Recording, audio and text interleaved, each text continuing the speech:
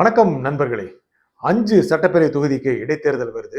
இதுல திரு விஜய் தலைமையிலான தாவேகாவே ஜெயிக்கும் அப்படி எதிர்பார்க்கப்படுது. ஆனா இடைத்தேர்தல நின்னு பாக்குறது அப்படின்னு திமுக வேகமா இருக்கு அப்படின்னு தெரியுதுங்க. மறுபடியும் 3வது இடமா வேண்டவே வேண்டான்னு அதிமுகக்குள்ள பேச்சு வந்துருச்சாங்க. உங்களுக்கு தெரியும் 5 சட்டப்பேரவை தொகுதிகள் இடைத்தேர்தலுக்கான தயாரிப்பு இருக்கு. இன்னும் அறிவிப்பு வரல. எந்தெந்த தொகுதிகள் உங்களுக்கு நல்லா தெரியும். திருச்சி கிழக்கு இதுல முதலமைச்சர் திரு விஜய் போட்டியிட்டு ராஜினாமா செஞ்சார். அங்கே இடைத்தேர்தல் வருது.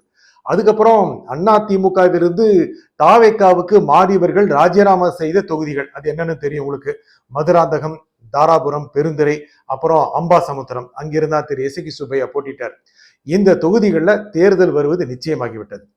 என்ன விஷயம் அப்படின்னா, இந்த தேர்தலில் அதிமுக இருந்து வந்து ராஜினாமா சேர்ந்தாங்க இல்லையா தாவேக்கால, அவங்களே போட்டியிட போறாங்களா இல்ல தாவேக்காவில் ஏற்கனவே இருப்பவர்கள் போட்டிடுறாங்களா அப்படின்னு இன்னும் தெளிவா தெரியல.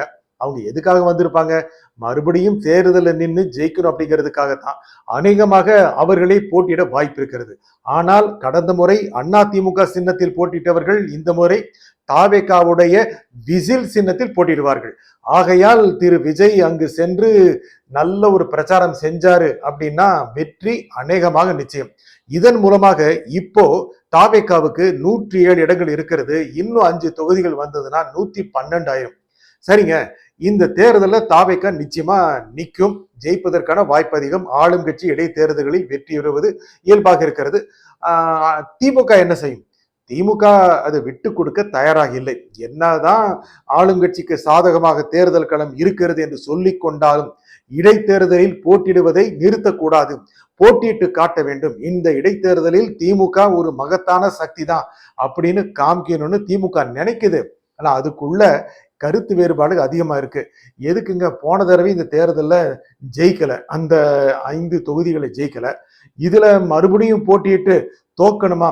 வெற்றி தோல்வியும் அரசியல சகஜமப்பா, போட்டிட்டு தான் பார்ப்போமே அப்படின்னு நினைக்கிறாங்க.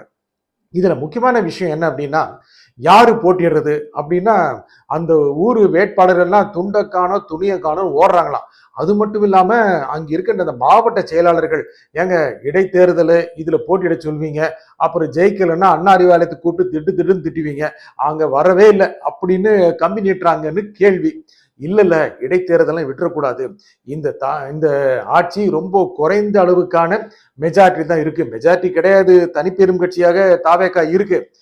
மற்ற கட்சிகள் திமுக அணிலிருந்து வந்த கட்சிகளுடைய ஆதரவு மூலமாக இந்த ஆட்சி ஓடிக்கிட்டு இருக்கு.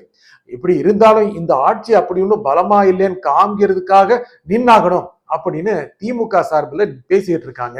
அதுவும் மைசூர்ல கூட்டமா குடும்பமா ரூம் போட்டு சிந்திக்கிறாங்கன்னு கேள்வி. அதிமுகவுக்கு வருவோம்.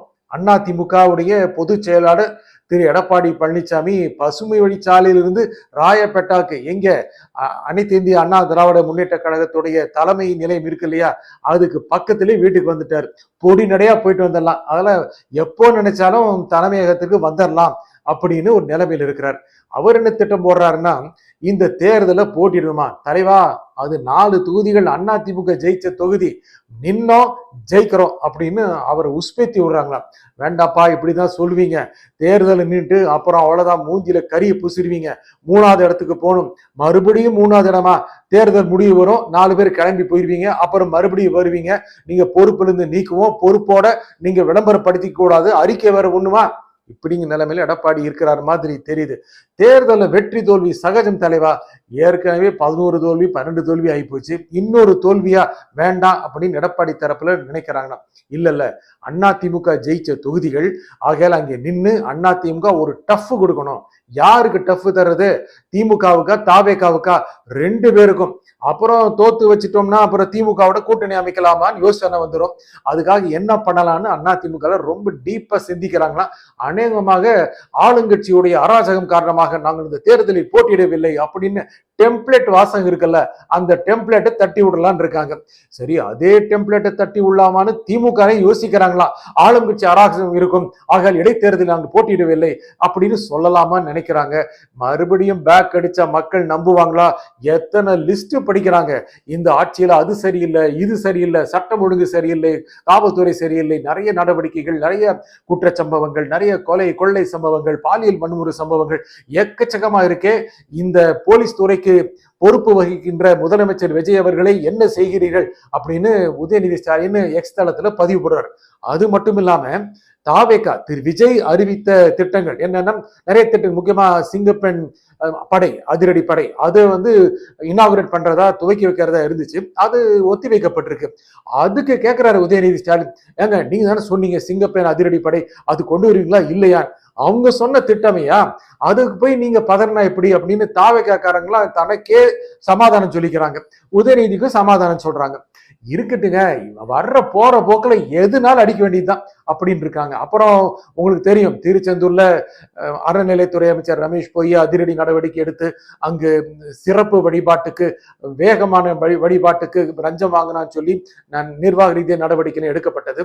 அதுக்கு அனிதா ராதாகிருஷ்ணன் என்னங்க ஒரு சமூகத்தை இழிவுபடுத்திட்டீங்க, எங்க ஒரு தனி மனிதன் தவறு செஞ்சாருன்னா அவருக்கு தண்டனை, ஒரு சமூகத்தையே கொண்டு வருவீங்களா, இதுதான் திமுகவோட இலக்கணமா அப்படின்னு திமுக ஆதரவாளராய் ஒட்டிட்டு இருந்தவங்களே இப்ப பேச ஆரம்பிச்சிட்டாங்க. நிறைய பேர் இப்ப என்ன சொல்றாங்கன்னா, பல்வேறு துறைகள்ல ஊழல் இல்லை, முக்கியமாக அனுமதி தருவதற்கெல்லாம் ஊழல் இல்லை அப்படின்னு தகவல் வருது.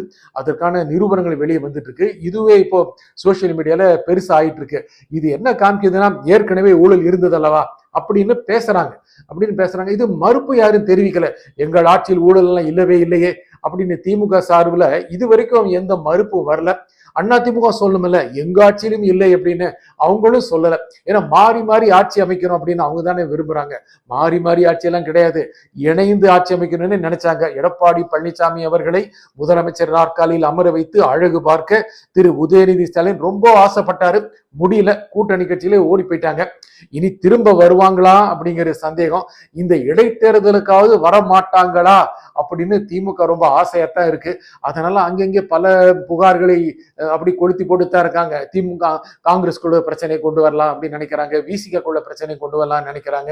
அதே மாதிரி கம்யூனிஸ்ட் கட்சிகள் ஏதாவது ஒரு வகையில் உஸ்பேத்தி உள்ளாமா நினைச்சாங்க, அண்ணா திமுகவை உடைக்கிறார்கள் அப்படிங்கிற மாதிரியான ஒரு பேச்சை பரவவிட்டாங்க. அங்கிருந்து யார் யார் வருவாங்க வரமாட்டாங்க அப்படிங்கிறதுல தாவேகா தலைமை திரு விஜய் தெளிவாவே இருக்காரு.